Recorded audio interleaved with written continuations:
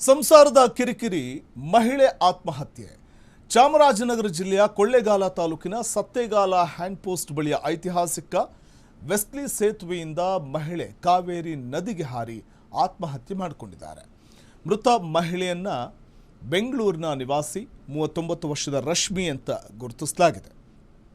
ಈಕೆ ಪತಿ ಲೋಕೇಶ್ ಹಾಗೂ ಮಕ್ಕಳೊಂದಿಗೆ ಬೆಂಗಳೂರಿನಲ್ಲಿ ವಾಸವಾಗಿದ್ದರು.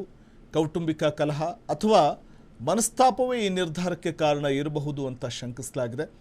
ಘಟನಾ ಸ್ಥಳಕ್ಕೆ ಕೊಳ್ಳೇಗಾಲ ಗ್ರಾಮಾಂತರ ಪೊಲೀಸರು ಭೇಟಿ ನೀಡಿದ್ದು ಸ್ಥಳೀಯರ ನೆರವಿನೊಂದಿಗೆ ಶವವನ್ನು ಹೊರತೆಗೆಯಲಾಗಿದೆ.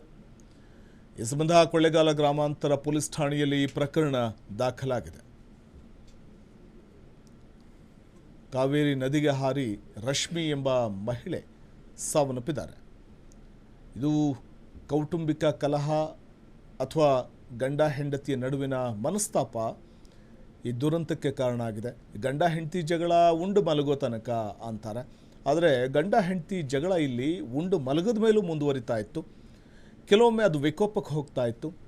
ಈ ಮನಸ್ತಾಪ, ಇಬ್ಬರ ನಡುವಿನ ಮನಸ್ತಾಪವೇ ಆಕೆ ಆತ್ಮಹತ್ಯೆಗೆ ಕಾರಣ ಆಗಿದೆ. ಸಂಸಾರದ ಕಿರಿಕಿರಿಗೆ ಬೇಸತ್ತು ಆತ್ಮಹತ್ಯೆ ಮಾಡಿಕೊಂಡಿದ್ದಾರೆ. ರಶ್ಮಿ ಎಂಬ ಮಹಿಳೆ ಕೊಳ್ಳೇಗಾಲದಲ್ಲಿ ಕಾವೇರಿ ನದಿಗೆ ಹಾರಿ ಆತ್ಮಹತ್ಯೆ ಮಾಡಿಕೊಂಡಿದ್ದಾರೆ.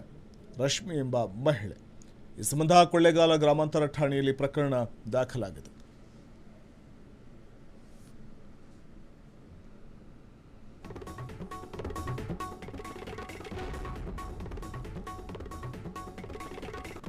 ಕೊಳ್ಳೇಗಾಲದಲ್ಲಿ ಕಾವೇರಿ ನದಿಗೆ ಹಾರಿ ಮಹಿಳೆ ಆತ್ಮಹತ್ಯೆ ಮಾಡಿಕೊಂಡಿದ್ದು, ಗಂಡ ಹೆಂಡತಿಯ ನಡುವಿನ ಮನಸ್ತಾಪವೇ ಆತ್ಮಹತ್ಯೆಗೆ ಕಾರಣ ಅಂತ ಹೇಳಲಾಗ್ತಿದೆ.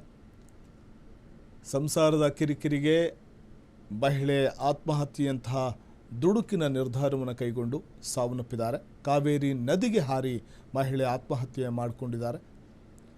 ಈ ಸಂಬಂಧ ಕೊಳ್ಳೇಗಾಲ ಗ್ರಾಮಾಂತರ ಠಾಣೆಯಲ್ಲಿ ಪ್ರಕರಣ ದಾಖಲಾಗಿದೆ. ಕ್ಷಣ ಕ್ಷಣದ ಸುದ್ದಿಗಳಿಗಾಗಿ ಫ್ರೀಡಂ ಟಿವಿ ಸಬ್ಸ್ಕ್ರೈಬ್ ಮಾಡಿ, ಲೈಕ್ ಮಾಡಿ ಹಾಗೂ ಫಾಲೋ ಮಾಡಿ. ಹೊಸ ಸುದ್ದಿಗಳ ನೋಟಿಫಿಕೇಶನ್ಗಾಗಿ ಬೆಲ್ ಐಕಾನ್ ಮೇಲೆ ಕ್ಲಿಕ್ ಮಾಡಿ.